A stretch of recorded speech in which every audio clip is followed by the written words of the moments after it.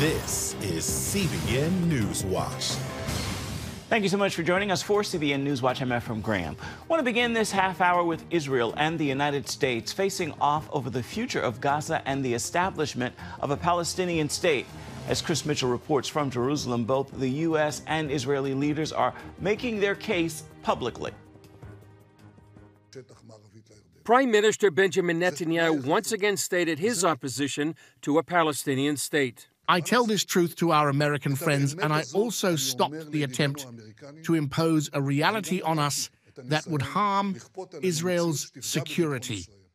The Prime Minister needs to be capable of saying no to our friends, saying no when necessary, and saying yes when possible. He also laid out his plans for Gaza. The destruction of Hamas, complete demilitarization under Israeli control, and a civilian administration that does not preach the destruction of Israel, does not teach the destruction of Israel, and does not send terror toward Israel. I think these things are not that complex. I would be happy if Gazans can be found to do this.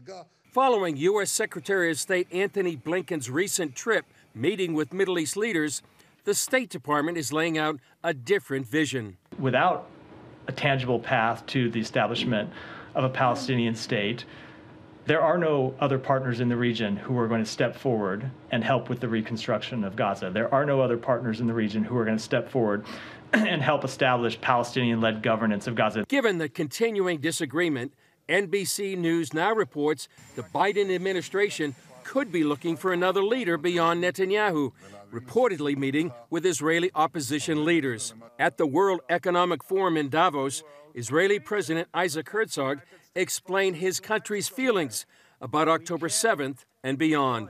Israelis lost trust in the peace processes because they could see that terror is glorified by our neighbors. He also addressed suffering in Gaza. I'm not shying away from the human tragedy in Gaza. And you want to know something? We care. We care. It is pain for us that our neighbors are suffering so much. But how else can we defend ourselves if our enemies decided to entrench themselves in an infrastructure of terror of unbelievable size? Meanwhile, Israel marked what it sees as the saddest birthday in the world, as Kafir Bibas, the youngest Hamas hostage, turned 1 on Thursday. And our CBN News Middle East Bureau Chief Chris Mitchell is joining us now from Jerusalem with more. So, Chris, what are the latest developments concerning getting those remaining hostages out? Are there any talks of another ceasefire? Well, reportedly, there are some talks. Just the Jerusalem Post reported may have some disagreements within the war cabinet about the terms of the negotiations. The J-Post is reporting that the Prime Minister Netanyahu delayed the talks and actually changed the outlines, and some members of the war cabinet are upset about that. Hamas, on its side, is demanding a ceasefire. And as we reported before, some say the best way to secure the release of all the hostages, or most of them, is to pressure Qatar. They've been funding Hamas for years. The main Hamas leaders, they live in Doha, the capital of Qatar, and they're the mediators right now between Israel and Hamas. And some accusing them right now of being the arsonist and the firemen, actually funding terror, but actually currying favor with the West and while funding the terror here in the Middle East. So that is, for some people, believe that might be the best way to pursue the release of the hostages now well over 100 days. Chris, Netanyahu is vowing no Palestinian state, but the Israeli leaders are proposing an alternative. Can you tell us more about that proposal? Well, Israeli government is really debating what's going to happen after Gaza right now. Nothing's been decided. There is a wide range of options that have been discussed here in Israel itself, some in and outside the government. They want Jews to go back and return to the Gaza Strip. Some of the history, Ephraim, goes back to 2005 when there were 9,000 Jews that were living in the Gaza Strip. They were expelled as what was called the disengagement at the time. The idea behind that, Ephraim, was that if all the Jews were expelled from the Gaza Strip, there'd be peace.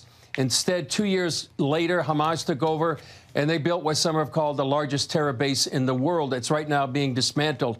So among Israelis, there's no appetite for a Palestinian state, and that's why Isaac Herzog said what he did there in Davos, that Israelis discovered on October 7th that their neighbors glorified in terror. Actually, many of these people in the kibbutzim, right on the border, knew many of these Palestinians. They worked in the kibbutzim, and they well known by each other. So it feels like the Israeli government is really rejecting any idea of a Palestinian state. Have about 30 seconds remaining. Can you tell us really quickly what's on tonight's edition of Jerusalem Dateline? Well, we're going to have an update on the latest, and we're also going to have an interview with Jonathan Conricas. He's a military analyst. He's the former IDF spokesman. We'll be talking about the media's how it's covered the war in the last 100 days. Also talking about the wider geopolitics and the dangers facing Israel. And we'll have a story on UNRWA, the United Nations Relief and Works Agency, and how they've really been compromised by Hamas.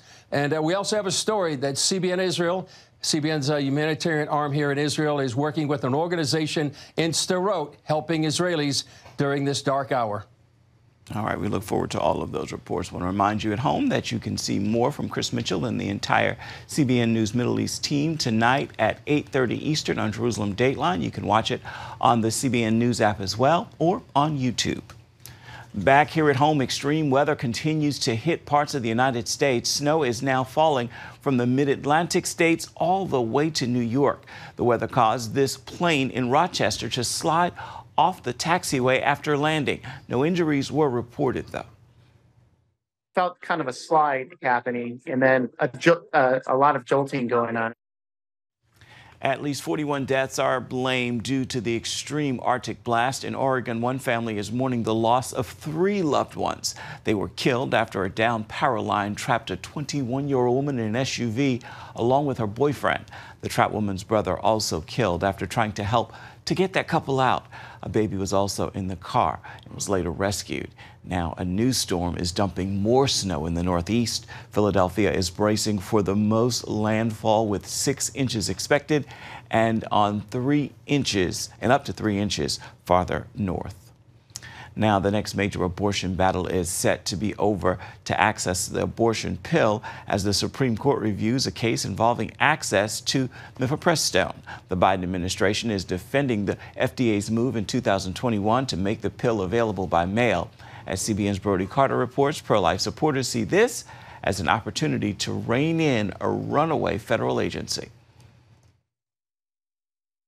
The Food and Drug Administration first approved mifepristone in 2000 with a number of conditions designed to prevent it from causing serious side effects. The FDA also has this drug under a black box. That is their most serious safety regulation. That's because it can cause excessive bleeding and even death. In 2016, the FDA amended its safety conditions, extending the drug's usage to terminate a pregnancy from 7 to 10 weeks. And in 2021, it announced doctors would no longer be required to prescribe or dispense the pill in person. And a group of doctors have sued the FDA, claiming that the restrictions that were removed in the years 2016 and 2020 not only put the safety of women and girls at risk, but it also was another usurpation of executive power. Now the Supreme Court will hear a case challenging the FDA's approval of the pill, which claims they broke its own rules and the law by eliminating safety regulations, follow-up appointments, and medical reporting, and by making the drug easily accessible by mail. In fact, abortifacients carry a complication rate 50% higher than even surgical abortions, but it accounts for more than 50% of the abortions that take place in the country every year. Attorney Sarah Perry with the Heritage Foundation argues the court will not only determine how accessible these pills remain, it will also set precedent for the extent of power exercised by the FDA as an executive agency. And it's a huge part of this case because what's at issue is whether the FDA took those risks seriously enough when it allowed these pills to be sent through the mail, including to children, without their parents knowing. A 2021 poll asked about trust issues when it comes to public health. Only 37% of Americans polled trust recommendations from the FDA. Meanwhile, the Biden administration is defending federal approval of the abortion pill, including its recent move to make it available by mail. Now, Danco Laboratories, the company that makes the pill, wants the Supreme Court to reverse the lower court's ruling. It is the drug manufacturer who says we will lose money if safeguards are reimposed on these medications. The Supreme Court will likely hear arguments in this case this spring, with a decision expected by June. That timing during an election year could further elevate the abortion debate. Brody Carter, CBN News. And today, tens of thousands are expected to turn out in Washington, D.C. to support life. It is the 51st annual March for Life, set to challenge abortion and to champion the beauty of life. March for Life 2024 aims to deter abortion in American culture. CBN Washington correspondent Hillary Powell shows us why this year's theme is With Every Woman for Every Child. We're all keenly aware that there's work to be done. We're not just for the baby, but we're certainly not for the baby without the mother. We're for both. March for Life President Jeannie Mancini says one key to changing hearts is highlighting pregnancy centers and maternity homes that support women and families during and after pregnancy. A message that's the theme of this year's March for Life. I mean, the March for Life allows kind of a springboard to be able to talk about these deeper issues. The march comes as activists address formidable challenges this election year. The next major battle is access to the abortion pill, as the Supreme Court reviews a case involving access to mifepristone. Justices are set to review a ruling by a federal appeals court that allows the pill to be distributed by mail. Mancini says the abortion pill is 4 times more dangerous than surgical abortions. Greater access to abortion is often equated with women's health. But the reality is that they're lowering the bar on health regulatory standards. The reality is that chemical abortion is much harder on women. And obviously it takes the life of the child too, but it's 4 times harder on women than surgical abortion. And so the idea of having mail order chemical abortion is not in the best interest of women's health, and it's flat out dangerous. The decision is likely to come by summer in the middle of the 2024 presidential campaign.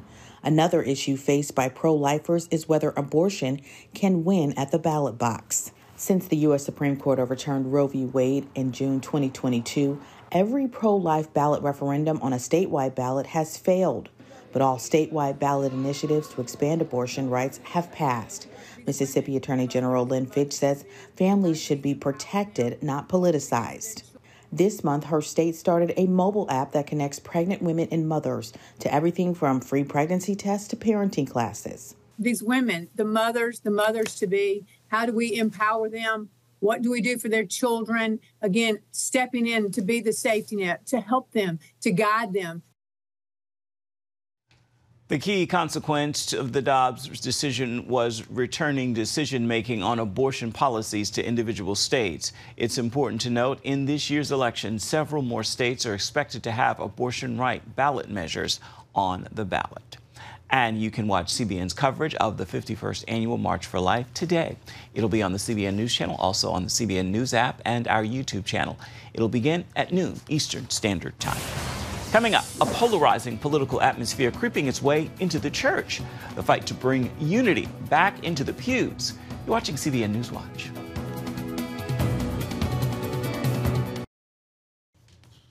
Welcome back to CBN Newswatch. Political and dark spiritual forces are stoking the flames of division in America. But Gary Lane spoke to 2 bridge builders who show us how to restore unity, not only in our nation, but also in our churches. Political disagreements over Donald Trump and Joe Biden and a potentially hostile election season are fracturing America. The country is polarized and deeply divided over politics and culture. And the divisions have even crept into the church. Pastor Dan Darling addresses the problem in his most recent book, Agents of Grace, How to Bridge Divides and Love as Jesus Loved. Christians are sadly, in many ways, we're reflecting the world and the fact that we're just as divided as everyone else. But, you know, Jesus calls us to something better. He said that the world would know that we are his by the way we love each other. Doctrinal issues are dividing denominations. Southern Baptists are at odds over the role of women in the pulpit. And disagreement over homosexual leaders in the church has split the United Methodist Church. Darling believes the Methodists are dealing with a cultural issue that's in conflict with biblical teachings and should not change church doctrine. When you talk about sexual ethics, this is pretty clear in Scripture. It's something that Christians can't yield on, that we have to be resolute and stand for it with courage and with compassion, with courage and civility. Pastor David Anderson is founder of Gracism Global, an organization committed to bridging divides in culture, faith, race, and wealth. He says leaders of both major political parties stoke anger and leverage division on issues like race and abortion when real solutions are needed. What we have to ask is, how do you get to the bottom line of getting less abortions? How do you get to the bottom line of saying this is what God's ideal is, but this is the real that we live in? And what is the role of the church? Darling urges Christians to stand for truth and show love for their neighbor, especially when they disagree. So, Dan, how do we disagree well? Well, I think we disagree well by saying, when it's among Christians, to say, look, this brother or sister I disagree with on this. Here's why. But I love them, not back down on what we believe, but also we can treat our neighbors and see them as God sees them, as people made in the image of God and people for whom Jesus died. Anderson contends America needs leaders who can bridge the real and the ideal. What we need are bridge builders, and we need healers to say, listen, I understand both sides, but how can we go forward? Instead of left, instead of right, how do we go higher? And I think that's what we're called to as believers. Gary Lane, CBN News. Still ahead, it's an imagined meeting between Sigmund Freud and C.S. Lewis on the big screen. We're going to have a preview of the film Freud's Last Session. Stay with us. You're watching CBN Newswatch.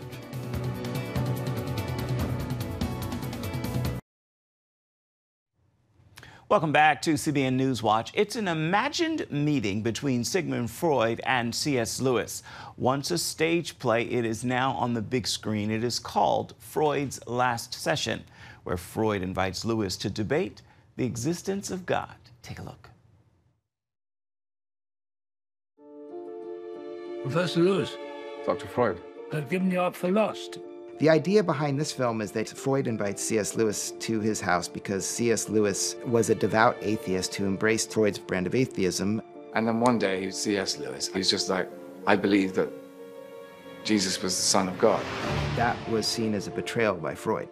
And they have this friendly and respectful debate between them. Sort of intriguing script. Of course, watching this film, many people are going to be wondering, as I was wondering watching, did this really happen?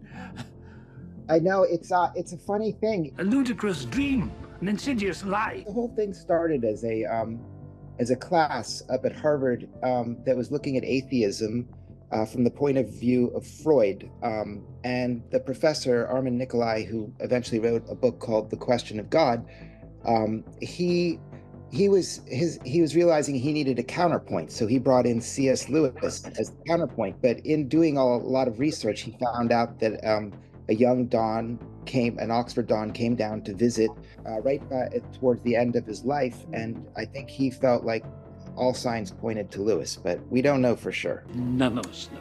We're all cowards before death. How would you describe this story? It's what drew me in for this was the idea in this world that's so polarized right now that two of the greatest minds would actually want willingly to come together and have this debate. Why would you come here to see me if you disagree so passionately with my views? To make you realize that you're wrong.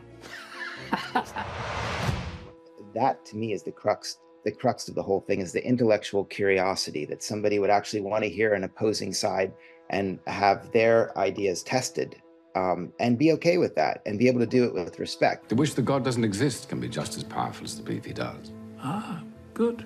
What was it like to direct? If you could quantify for us, what was it like? It's Anthony Hopkins, and he's, the idea of directing Anthony Hopkins is a very scary notion for somebody who's essentially done, a couple of other films. So I was very intimidated, but the thing was, that when Anthony decided to join the film, he did it with such an open heart, and he engaged so thoroughly. It didn't really give you an opportunity to sit there and stress out about it. You just jumped right into the pool and engage, because he brings everybody up to their A game. Why is a work like this important in 2024? Everyone's in their tribes. Everyone is so locked into their positions. Loudest voices in the room just seem to dominate, the internet and the media. There's no communication. There's no place for people who live in the middle at all. You've insisted all your lives that the very concept of God is ludicrous. Yes. Clash between God and Satan. Ah, but I did not say whose side I was on. My hope was that, it's a small film. It was an independent film, but I'm hoping it can reach a broader audience, because I think that people are thirsting for debate. I think that people underestimate the audience's intelligence and their want of this kind of a film to be able to actually get up after the film and talk to one another and actually have a debate with respect. We don't all have to agree all the time, but we can listen to another side. This is a film about tolerance in a lot of ways, because it bears such striking parallels to what's going on in the world right now. Nobody compromises anymore. And that's the deadly part of our present society. Freud's Last Session is in theaters right now. You can find it at a theater near you. Stay with us. Your Friday Faithful is coming up next.